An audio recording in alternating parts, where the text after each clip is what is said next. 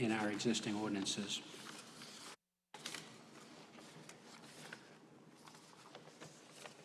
When we reviewed the sections related to parking, it was determined that a number of things needed to be either simplified or corrected. A lot of dimension, also a number of duplications in the ordinance where, you know, now having been on the council for a number of terms, I can see how that happens where, you know, one councilor doesn't fully look at what's already on the ordinance and makes another ordinance change that's duplicates what's already in there. So we've essentially gone back and looked at all that and eliminated those duplications. And as you heard regarding the dimensions, Sergeant Harkins was out there and he checked and he rechecked. And so given that effort, we should feel confident that the dimensions that you see in here are accurate. We ran into some complicating factors as we reviewed these ordinances. First, Mr. Chairman, I'm not sure what's going on here with the microphone, but is that coming across okay? Councilors, I can hear Council McGinn, but can the rest of you hear? How's the audio for you folks? I want to make sure that. Okay, I'll just ignore the periodic feedback. Thank you. So as I was saying, we ran into a few complicating factors. The first was that Peabody had entered into a traffic control agreement that dates back to 1988. And this traffic control agreement is with the state of Massachusetts, and it's tied to the federal money that was accepted by the city at that time when Main Street it was actually at the point in time when Main Street was turned into 2 travel lanes in each direction. All of that work has been undone over the past several decades, most significantly through the 2 MassWorks projects. But we're still under an obligation to have this agreement in place. And I had mentioned earlier that the Assistant City Solicitor played a role in all this. This was an issue that was vetted legally, and it was determined that yes, although that agreement is largely outdated in terms of the work that was done in 1988, it has been amended 3 times, most recently in 2016, and it's going to require us to amend it again when these changes are made. So I'm only bringing this up now because I'm going to remind you of this at some point in the future when we're back here dealing with this other administrative detail, which will be an amendment to the traffic control agreement. You might say, didn't we deal with all that? And the answer to that will be yes, but we still need to get that amendment in place. If we fail to do that, then we jeopardize access to federal funds in the future. So we're going to have to deal with this as a technicality, and throughout this process, this is something that myself and Sergeant Harkins have been looking at. So I think a lot of the legwork's already been done on it. I'm hoping it's not going to be too much of a burden when we reach that point. The second thing that kind of added another level of complexity is that just when we thought we had a finished product, Civic Plus, which third party went out to for the recodification effort, came forward with the proofs that we got back in the summertime. So that's this book that we all have, and that we are in the throes of adopting currently. So we needed to recheck everything once again to make sure that everything took into consideration the language that was in the recodification document rather than the much of the older ordinances which are online. So that has all been done. It was a rather time-consuming process. It involved a number of us, including the clerk. And, but again, I can, as we sit here this evening, I can tell you pretty confidently that that was very thoroughly vetted.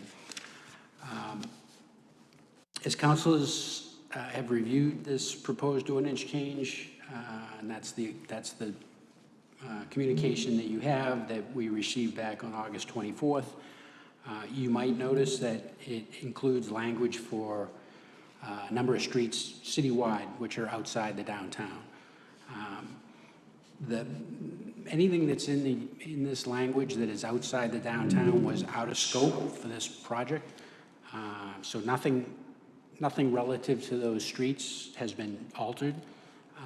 It's just presented this way, given the scope of the changes. The cleanest approach was to delete and replace entire ordinance sections rather than to try to go in and make a number of edits to various subsections of the ordinance. So it's longer than it needs to be, and that's only because, again, we're taking this approach of deleting entires and replacing entire sections.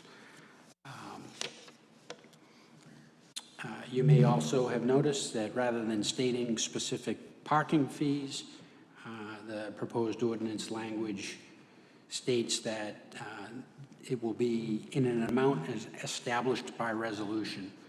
So this is a change that's made throughout the ordinance. It's not just relative to parking, where the recommendation from the third party that did the recodification review, you're going to see that change throughout that document. So there'll be, Mr. Bellavance mentioned a couple of the fees that we envision changing to, but there'll be a resolution forthcoming from me at a future meeting that will set those amounts. So rather than, I guess, kind of at a high level, the idea here is that under the new ordinances that have been, that will adopt the recodification ordinances, it will be easier for the council to adjust fees for all sorts of things, because it can be done by resolution at a council meeting rather than through the extensive process of changing the entire ordinance. So that's just an efficiency thing, which makes sense to me. I had kind of discussed this briefly with Councilor Turco, so I don't want to steal your thunder, Councilor, but he had kind of indicated, well, what about all these fees? If now the ordinances say that it's an amount to be established by resolution, and they've struck what the fee is, do the fees that have been in there from a legacy standpoint still apply? And I actually don't know the answer to that. I think it's a great question, and I think it's outside the scope of what we need to discuss tonight, but it's probably something that we want to put before the city solicitor to determine if we need to plug a hole when we ultimately adopt the recodification, if we need to also have a very large resolution that reestablishes and level sets all the fees that are in existence at that time. But again, we're not looking to do that tonight. There will be a resolution coming that'll be based on community development's recommendations to make these fees relative to parking. And again, these parking fees have not changed in over 30 years. So, an hour for a quarter has been in place for literally 30 years downtown, and it's clearly long past due to readdress those. The penalties for parking violations will be adjusted with specific amounts. That was not something that the third party that did the recodification thought should be set by resolution. So what you have in the document before you does change those fines. And again, those have not been changed in several decades. So Mr. Bellavance mentioned specifically, the low tier penalty of going from $5 to $20. There are several of them that have been moved up in terms of the dollar value of the based on the severity of the violation, and the police department had a very significant role in making those recommendations. Also, adding new things that didn't previously exist, like, for example, what's the penalty for a combustion engine car parked in an EV charging station spot? So it's a new potential problem. As I mentioned, the build-out is currently scheduled for completion in December, and with the holidays, as a practical matter, we're probably looking at a go-live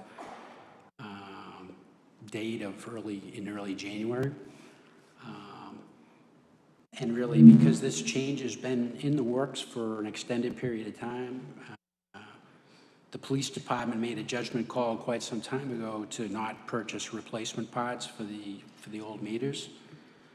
So for a very long time, there's been a larger than normal number of dysfunctional meters out there. As we know, in general, there was relaxed enforcement during COVID and beyond. And then now, as to avoid confusion, as new equipment's been installed, meters and kiosks have been covered with bags. So for the time being, all the parking downtown is free. And given all this, you can understand why residents, employees of the businesses, and downtown patrons have grown accustomed to, let's say, limited enforcement of parking regulations downtown. So recognizing these circumstances and taking into consideration the need to educate people on an updated system, the plan here is for a gradual implementation. There'll be communications put out, and the vendor, IPS, is going to assist in that effort, given their experience with rollouts in other communities. It's expected that the police department is going to utilize what they're referring to as soft enforcement measures for 2 weeks or more to give people a chance to come up to speed on the changes before there's any kind of punitive fines imposed. So this would mean that ordinance violators would receive informal warnings rather than tickets. And keep in mind, nothing is going to actually be enforceable until the mayor signs these ordinance changes. So on the assumption there's agreement to advertise these changes tonight, then the earliest that could possibly be December 15th. And that could be delayed if there's changes to the advertising schedule based on the holidays, I was told by the clerk. So that there's a chance that would creep into January as well. But best case, that would be December 15th. The new equipment is going to bring with it some new, very useful functionality. So it's going to be possible to push messages to the meters and the kiosks from the police department. So if there's unique circumstances that arise, a message can be displayed that'll inform people of the changes. And this is going to include on the front end, while we're in a testing phase, that would indicate that the parking remains free. So again, when the meters are and kiosks are activated, there should not be any confusion as to whether people need to start to utilize them or not. The meter or the kiosk will tell them whether they need to or not. Also, those that choose to use the parking app can add to their parking session for up to the maximum time without needing to leave an establishment to feed the meter.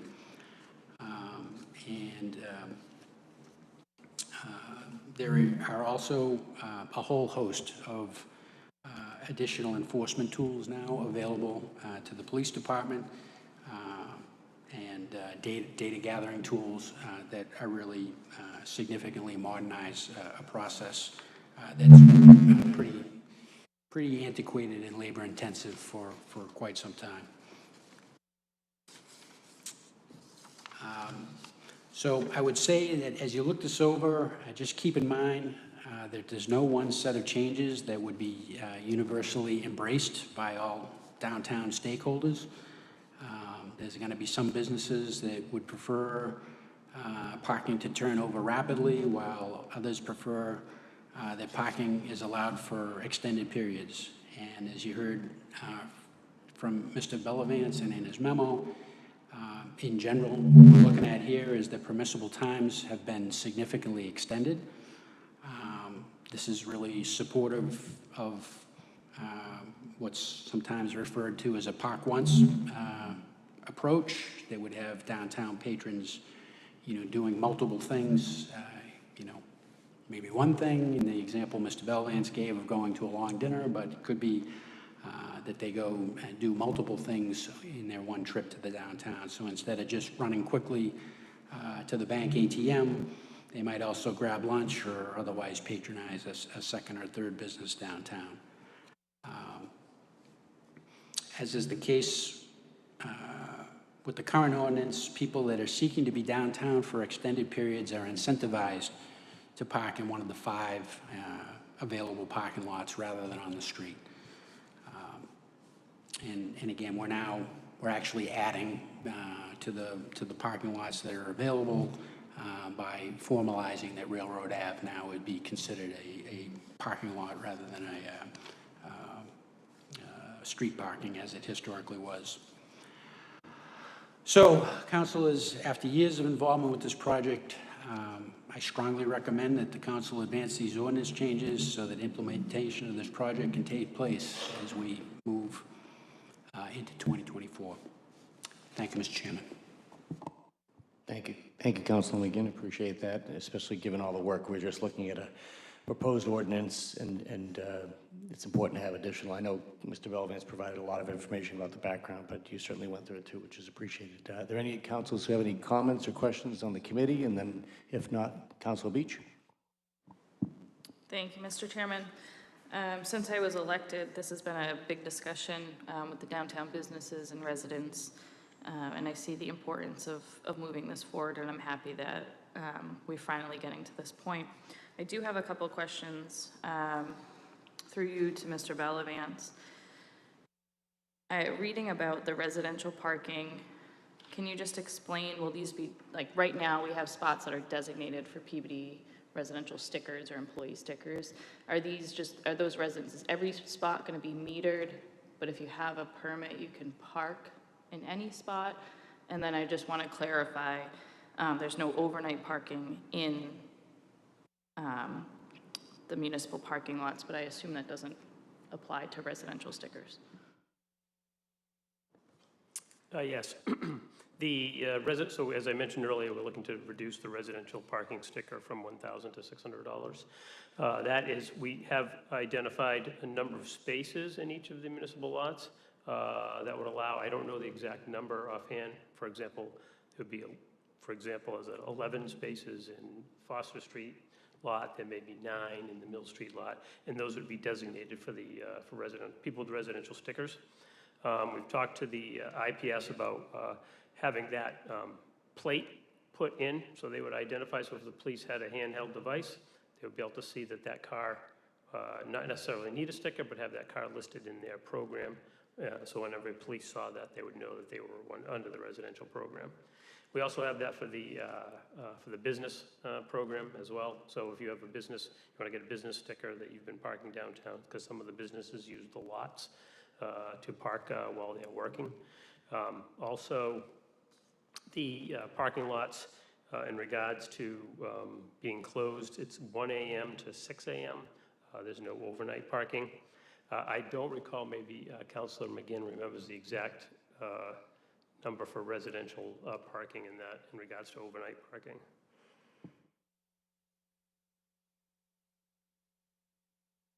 Councilor McGinn. Thank you, Mr. Chairman. Yeah, through you to Mr. Bellavance and Councilor Peach.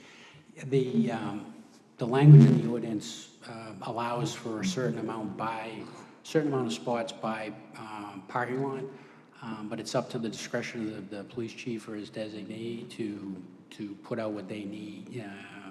You know, it's an up to number. So that allows the police chief or their designee to identify what they think the demand justifies based on permits that are out there. So I guess the point is, I can give, if you want to wait for me to look up the specific language, I can give it to you, but in general, there's an up to amount established for each lot. That doesn't mean that number of spaces will be identified on January 1, 2024. Council Beach? Thank you, Mr. Chairman. Through you to Mr. Bellavance and Councilor McGinn. I did see that breakdown. There is a breakdown in the ordinance of how many resident spots designated. So I'm just thinking about how in other municipalities, how the lots are. You just pull into a lot, there's not a meter at your spot, there's a kiosk, and I have a number on my spot. So I guess my question and my concern would be, how many residential stickers are we putting out? How many business stickers are we putting out? I understand there's like a limit of how many per lot, but I just don't know if we're painting the numbers on the parking lot. How do we know at what point do we paint the numbers? Do we know? Because I assume that those number of stickers could fluctuate year over year, month over month. So in my mind, I think it just makes more sense to say, like, you know, there's a certain number of things we're going to put out, and as a resident, if I have a sticker or I have a business sticker, I can park in any of those municipal lots. My plate is registered, and I park in spot number 5, and when they go to check spot number 5, was it paid, they see I have a residential permit, so I can park here. I'm fearful, because I see it now with the metered spots, that those designated spots go unused, and then people who would be paying for parking can't park there, but nobody's using them. Whereas if we just had, I just don't understand putting the limit on per lot. I would say put a limit on how many you can issue, but limiting per lot doesn't make much sense to me. A lot of the, certain lots are much closer to residents than others. So if the way we do it now, I understand limiting the numbers, but the way a kiosk works, it just doesn't make sense to me. I don't know if that was discussed or if you could clarify. Well, one of the things we did decide was not to number those spaces, just because if it's raining, it's snowing, the numbers you can't see the numbers because of leaves or something like that. So we didn't want to number spaces, so we left it as the plate. So it's a pay by plate. So that would be listed. So as a resident, you'd be allowed to park in any of those spots within the parking lot. You wouldn't be designated to certain ones where we had meters and that listed that, residential parking here, business parking here. So we left it as open for that reason, so that it wasn't assigned a specific spot for residential and so forth. Just because it was more manageable through the system that way than it was if we numbered spaces and assigned people to spaces.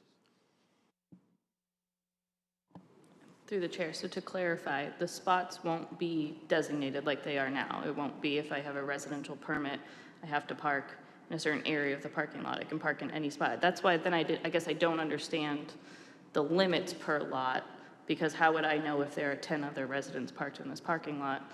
I wouldn't, because I don't know who they are. So I am just trying to clarify. I understand limiting how many permits we issue. That's a good thing, and I agree with that. But as far as putting it in the ordinance, limiting how many per lot, if they're not designated spots, which I don't think they should be designated spots, how does this work? Council McGinn, do you have a- Thanks. If I could, Mr. Chair, thank you.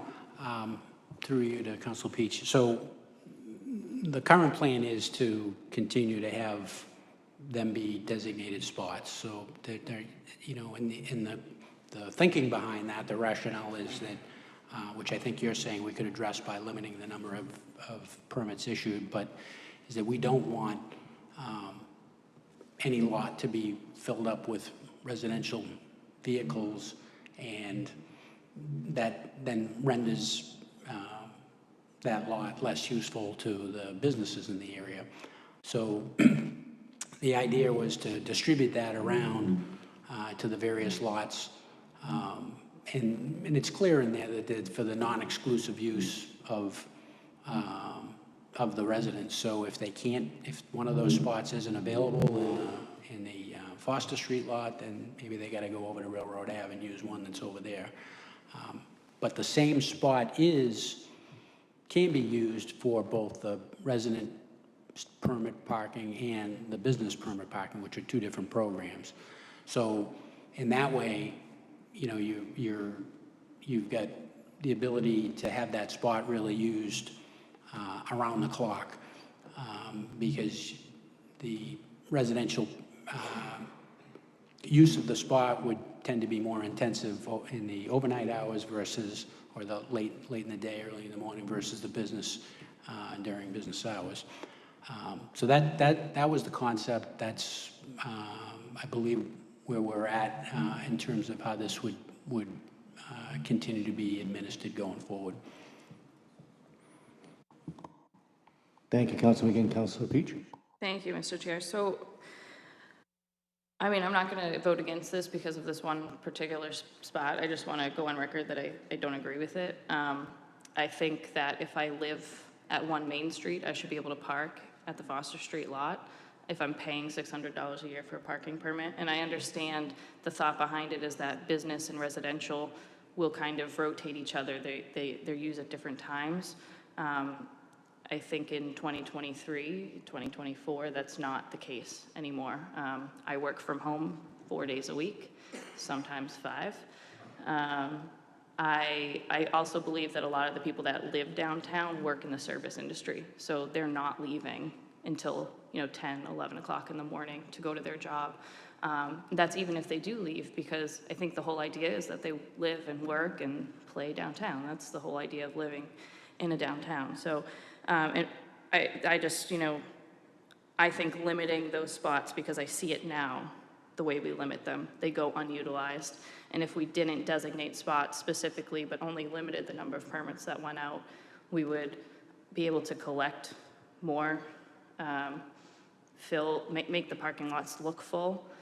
And then when Foster Street fills up, people will naturally push out to Railroad Ave. Also, if I lived at 1 Main Street and I need to come home at 1 in the morning from my service industry job, if I have to park all the way down Railroad Ave, I don't know what the plan is for lighting, but it's pretty dark right now. So for me to walk from the end of Railroad Ave to 1 Main at 1 in the morning is, I think downtown Peabody is a safe place, but it's not a comforting thing to have to do, especially when there's a lit parking lot across the street from your building. So I'll leave it at that. I'm glad that we're doing this. That's just my one concern with the ordinance. Thank you, Council. Please, Councilor McGinn, do you have some comments to it? Yeah, thank you, Mr. Chairman, through you to Councilor Peach. I think you've made a number of fair comments. I don't agree with all of them, but I definitely understand your perspective. I think the beauty of some of this is that we're now going to be in a better position to collect data on the use of these lots in a way more meaningful way than we have historically. So I think we're going to be in a better position to with facts, just determine what's working and what's not working versus, my anecdotal observations and your anecdotal observations. That we'll be able to have better understanding of what utilization looks like, and I think we can make some informed decisions to perhaps adjust this if that's justified at the time. So I think you make a number of good points, and there's nothing to say that we can't revisit it after we have some more information. Thank you, Mr. Chairman. Thank you both. Councilor Melville?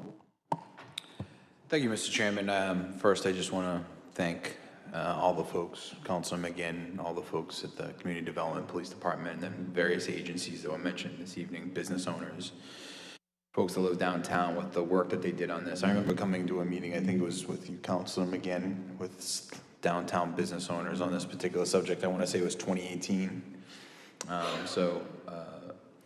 Just a couple of comments. I think Councilman McGinn just touched on, kind of stole my thunder on what I think is really going to be one of the most beneficial parts of this, which is the collection of data. So much of what we talk about downtown is anecdotal. It's based on what your moment of seeing it at that one time is in your perspective. You might be the person looking for a parking space, so you're the person saying there's no parking. You might be the business owner who's got, folks that might stick around for dessert but are going to leave early so that they can, get out of that spot. So it is definitely, I think the part of this is going to be actually gathering that evidence of when there's rushes, and then it also will tell us, what we got to do to find additional parking. I can tell you that Friday night, and this is somebody I've lived downtown, the downtown area my entire life, and if you talk to folks that live in Ward 2 downtown into Ward 3, Friday, Saturday, there's much more activity down there. People are parking in the Eastern Bank parking lot to go to events. Metro Bowl's got a full parking lot.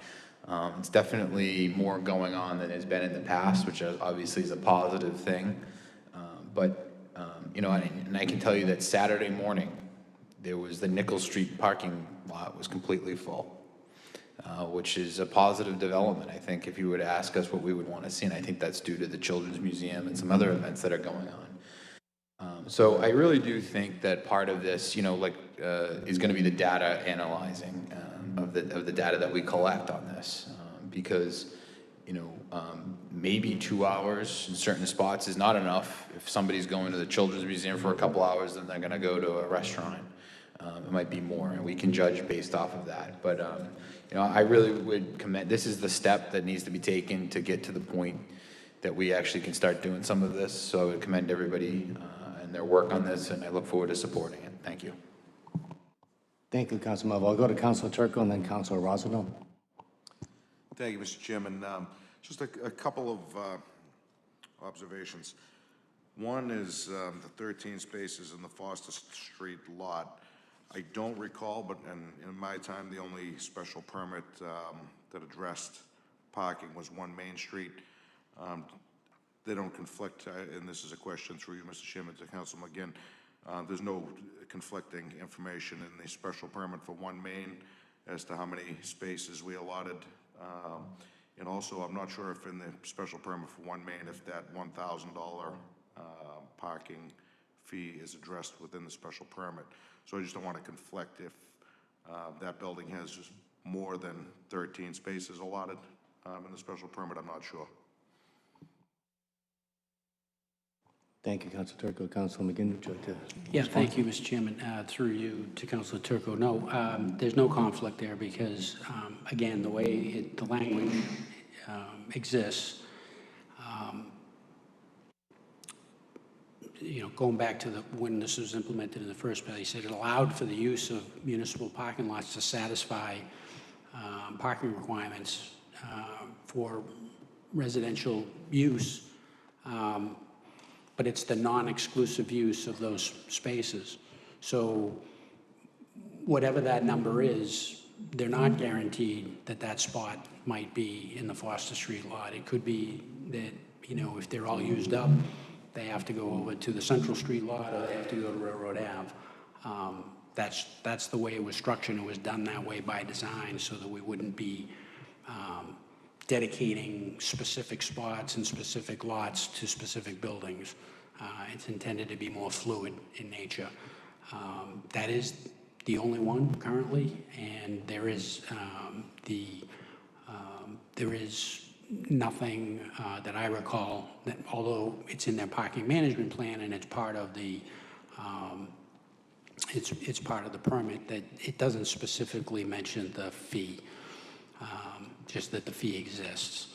So I think we're okay there in terms of avoiding any conflicts. Thank you. And similar to Councilor Peach's point, 1 Main, I believe has 20 units, but only 13 spaces available in the Foster Street lot. So those residents are already at a disadvantage with, 7 spaces, if they all, in fact, park or have vehicles, which the hope is that they don't. But I just wanted to bring that up. I think it is 20 units at 1 Main. So maybe something we need to look at. Additionally, through you to Mr. Bellavance, maybe, if you don't mind. The second issue I had was we address resident parking stickers. You know, in your, the intent is to add that fee later on. I don't see it in the ordinance, so we're going to do that by resolution, I believe, as Councilman McGinn said. There are other streets in the city that address resident parking, so I don't want any confusion that, and I realize that it says resident parking municipal lots, but when we do further this, I don't want to create confusion that residential streets would require a payment of $600 unless I'm confused that I'm hoping that's not the intention. I guess, in addition to that, I'll ask, does anybody here, and I'll leave that as an open question, know if we even still issue stickers for residential streets? There's several in the ordinance, and I remember back in the day, Tim saying that he didn't believe that we still issued those. So you know what, I'll narrow this down. I'll ask through you to the clerk, do we still have residential stickers for residential streets other than the parking lots? No, Counselor. Thank you. That's what I thought. So that may be something that we need to go through this ordinance and rectify, because there are several streets and signage on those streets that say resident parking only, sticker required. One that pops into mind, I think we eliminated some of the signs, but the Browns Pond, the entire area has signs that say resident parking this side, and it's come up. And also, you know, looking at the ordinance here, number 9, just as one example, is Loris Road requires a residential sticker for the street. So I don't want to confuse in the ordinance that residents think they now have to pay for a $600 sticker. This is only for municipal parking lots. And when we do further this, I want that clearly stated that the $600 fee is for residential parking lots only. I think that's it. Thank you. Thank you, Councilor Trickle. Great points. Councilor Rosano, then Councilor Daigle. Thank you, Mr. Chairman. Through you to Mr. Bellavance. Thank you, first of all, for your hard work on this document. I know it was comprehensive, and I know it's taking you and your team, as well as Sergeant Richards. Thank you very much for the police department's input on this. A couple of questions I have is, I know in this document that we have before us, you mentioned restricting overnight parking for lots. Does that address overnight parking for Main Street itself? Anywhere in this? I don't believe so, no. You'd be able to park on Main Street overnight. So, and the other thing I noticed is there's no like cleaning schedule. One of the 2 things that I'd like to see in this document, to be perfectly honest with you, is a limitation on overnight parking on Main Street. I think what you find is a lot of business owners, they're trying to come in to start their day and they can't find a place to park because they're already taken up from people that have had their cars parked overnight. So I know that that's been an issue with some of the business owners downtown. And then the other thing that I'd like to see in our ordinance is not only for Main Street, but for Foster, and when Central Street finally ends up getting done, is a cleaning schedule so that you know that the first Tuesday of every month on the eastbound side of Picker Street, that you cannot park there no matter what, because it's going to be cleaned. And I think establishing that in an ordinance is going to be vital for maintaining downtown Foster Street, Central Street, and Walnut Street in particular. So I'd like to see that added to this ordinance as well, so that there can be a strict and stringent schedule to adhere to make sure that that is being done and done consistently. Thank you. Thank you, Councilor Rosano. Councilor Daigle. Thank you, Mr. Chairman, and I'm not on the committee, so thank you for allowing me to speak. I'm glad that this was before us tonight.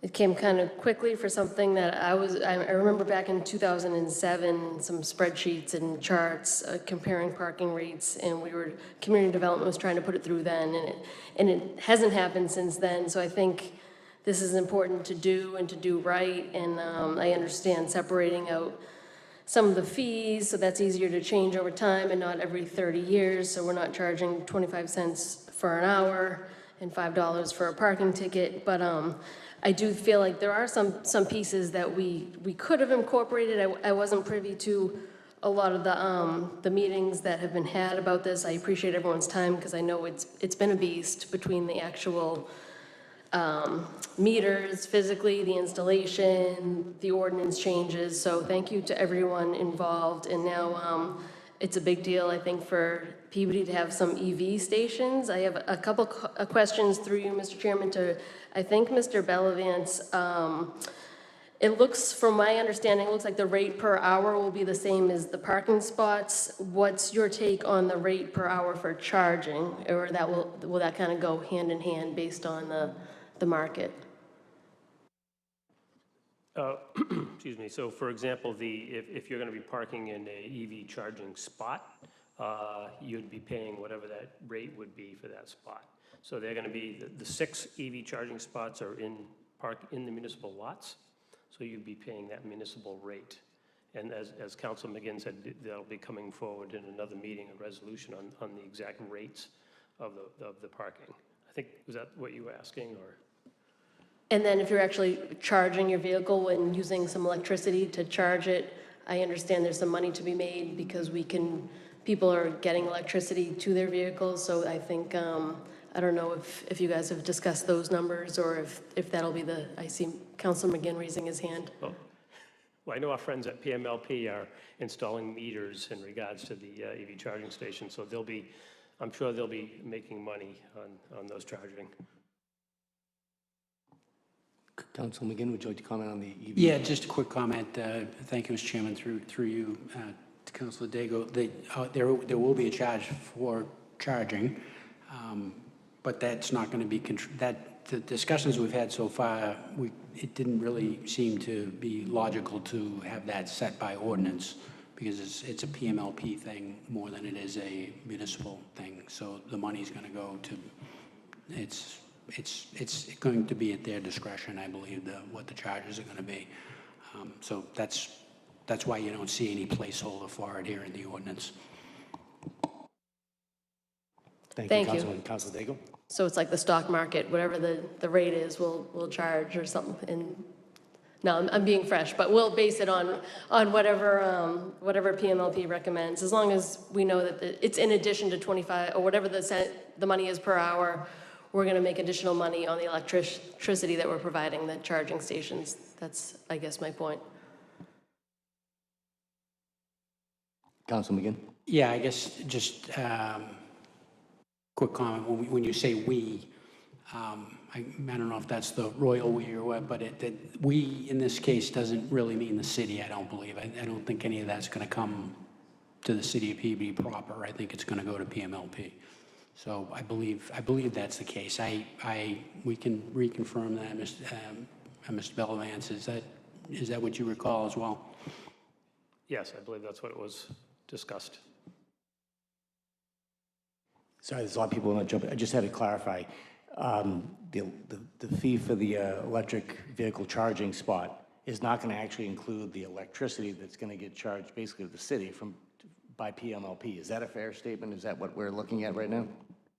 You're going to have to pay for a meter, and separately you're going to pay for your charging. They're two different devices. Thank you, sorry. And Councilor Daigle, you still have the floor. Thank you, Mr. Chairman. Thank you, Councilor McGinn. If I just asked that simple question, I could have spared us 2 minutes. I do have the downtown committee members did reach out. They've been trying to follow this, and they did have a couple questions. I'm just kind of throw out rhetorically, and I would love to vote for this all at once in a comprehensive package, but I'm just going to throw it out for the future. But if anyone has any answers, feel free to chime in because it might help people and businesses watching from home. As far as anyone that's coming to the downtown, and I understand that some people want 1 hour, some people want 2 hours, some might want more than 4 if they're here for an all-day conference. I don't know if there was discussion about more than 4 hours, and I understand why we want to avoid that, so employees aren't parking in a prime spot all day. But I'm not sure if that discussion has come up. I do see it in other cities and towns. And then my bigger question was about I think most of it's been kind of vetted through other questions from my colleagues of the sticker program and who manages it, who can purchase it, is there a flyer, where do they go, can one business purchase it for their customers? And that kind of leads to the bigger issue that hasn't come up is the issue of snow maintenance in the winter. And when it does snow in Peabody, as we all know, we have the blue light program, which encourages residents to take their vehicles and they're allowed to park in the public parking lots, which unfortunately leaves any guests or patrons of businesses with very few spots to park because they can't park in the street because the blue light means no parking in the street. They can't park in the lot because all the residents are parking in the lot. So I don't know if there is a plan for that, but I would like to see it. And I think that kind of goes in line with Councilor Peach's question about having assigned spots with the sticker program and what happens when it does snow. So if anyone has any feedback, that's great. I know that's not really before us tonight, but I would like that conversation to be started, and I'd be happy to be part of it. Thank you. Thank you, Councilor Daigle. Mr. Belvin, did you want to comment on any of those just general, not issues, but concerns that Councilor Daigle raised? No, certainly if we have meetings regarding snow emergencies, I think you would certainly be welcome to be part of that. It's an ongoing discussion we have pretty frequently in trying to resolve that. I can say that with the new meters and kiosks, we'll be able to get out real-time information. It'll be addressed on the meters, on the kiosks. So if you're parking and you're worried, do I have to move my car now? It'll actually be saying that on the meter, when the time begins. So that's the great thing about new technology. We'll have that opportunity to provide additional information, as Councilor McGinn said, pushed through the police department onto the meters. And, there's a snow emergency starting at 1 p.m. So if you're parked and the blue light's on, but you're in a specific spot, it'll give you additional information as well. So, and I'll speak out, I'm not sure if it's accurate or not, but I believe the app as well will have additional information as well, so. Thank you, Councilor Daigle. Councilor Rosendahl, and then, Councilor McGinn, did you have Yeah, if I could just to add, if that's okay, Mr. Chairman, to Mr. Belvin's comment? Sure. Thank you. I appreciate the latitude there. I think Mr. Bellavance makes an excellent point about the new tool that, we'll be able to push information out with respect to snow emergencies, but that's not going to replace what what the police department has been doing historically, which is really applying, I think, some excellent judgment in terms of getting out there, getting into the businesses, giving them some warning as to when enforcement activities are going to start to happen, and really trying to work cooperatively with a number of the downtown businesses. I know for a fact that's happened in a number of instances in prior storms, so that people don't feel like they have to rush out of Petrillo's because they're going to get towed. Or just as an example, but they've done this for multiple. So the technology that we're going to introduce here is great, and it's going to enhance the communication, but it's not going to replace, and you could hear this directly from Captain Riches if you prefer, but I don't believe it's going to replace kind of the practical judgment calls that they've been making to try to basically do the right thing for the downtown, to not have people have to leave prematurely before plow operations really are underway. So that's just an additional comment about communications. Thank you, Mr. Chairman. Thank you, Councilor McGinn. Councilor Rosendahl? Thank you, Mr. Chairman. I'll be brief.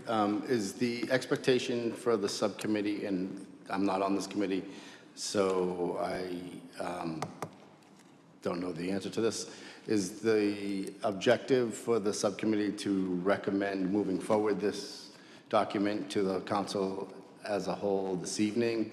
And I ask that because I think a lot of councilors have brought up a lot of great questions I think adding a cleaning portion to the ordinance is vital, in my opinion, especially where Central Street's going to be a brand-new $14 million project. I think having a maintenance program attached to a parking ordinance is going to be vital, as well as cleaning main streets. I don't know the will of the committee, so I'm just asking that of the committee to see what their plan is moving forward with this document. Thank you. Thank you, Councilor Rosenau. I guess like any other committee hearing, we're discussing an ordinance. I don't know the will of the committee, I haven't asked, but certainly I think the intent is to try to move it forward, and then certainly if it does receive a favorable vote, then out of this committee, then it would go before the full council for any full vote this evening, if in fact that happens.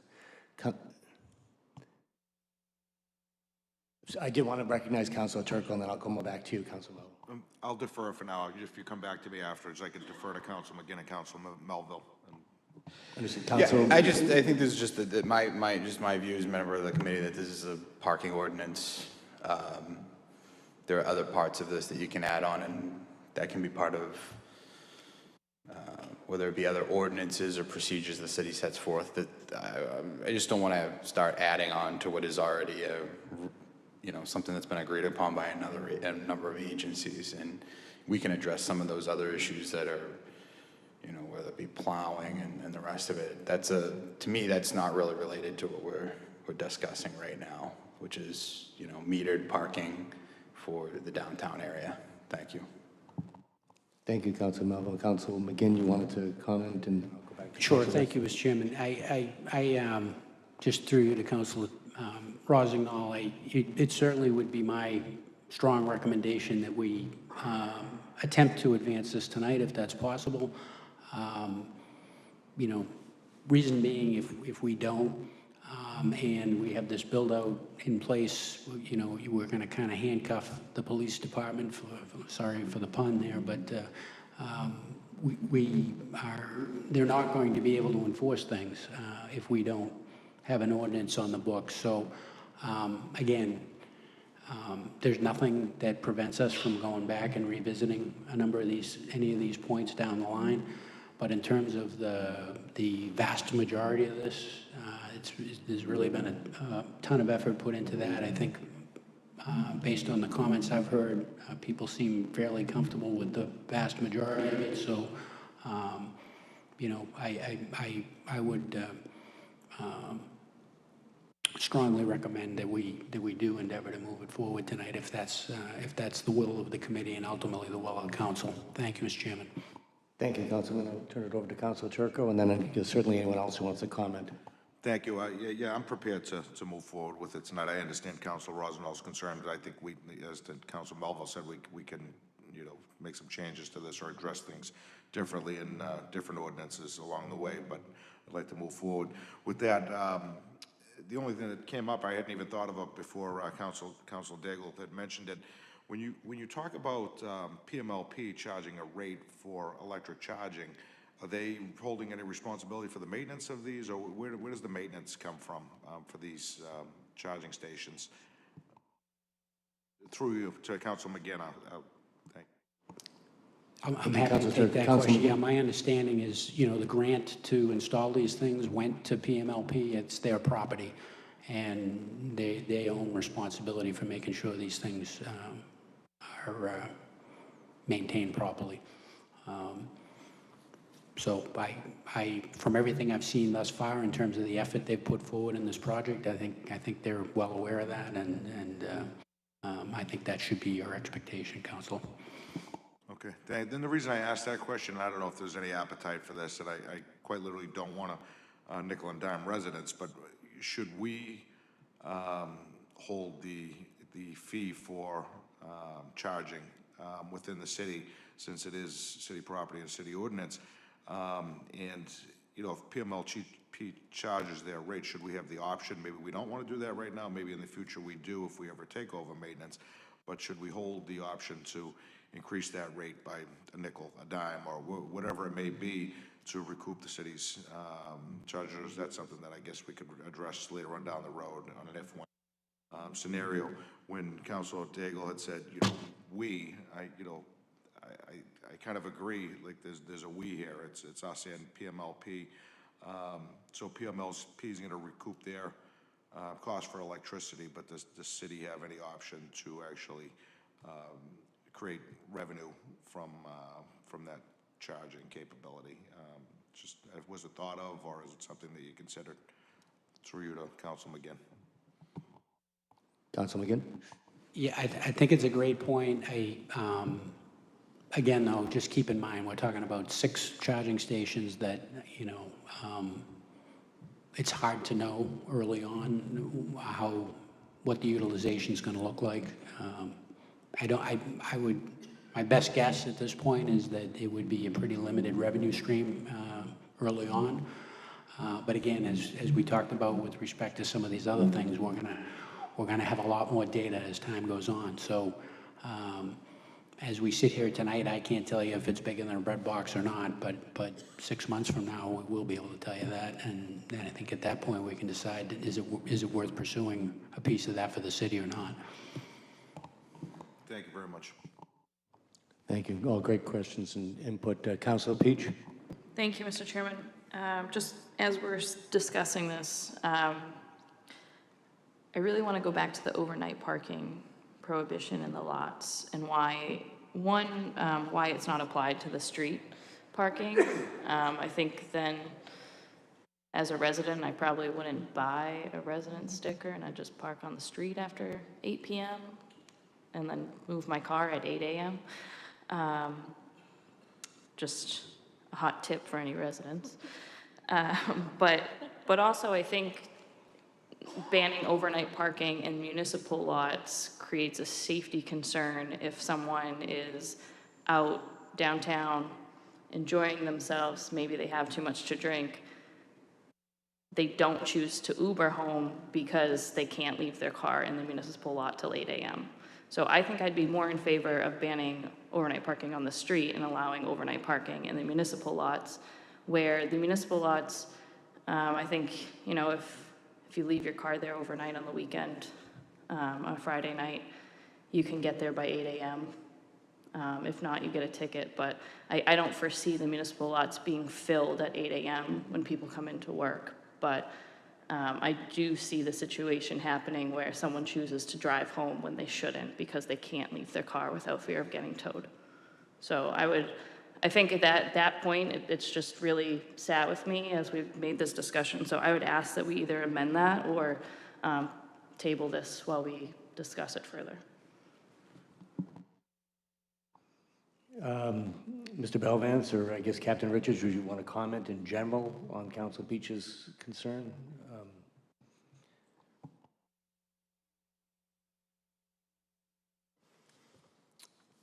I understand what Council Peach is saying, and I would certainly be happy to talk to her about the residential program in general and some of the things that she believes could work, and happy to, if there are changes that we would need to make, we'd come back to council in regards to those. So, I mean, it's certainly an open discussion. It's not something that it's going to end here this evening. It's something that we want to take a look at, and hopefully, as you know, and I should have touched on earlier in regards to the information and the data that we're going to be collecting.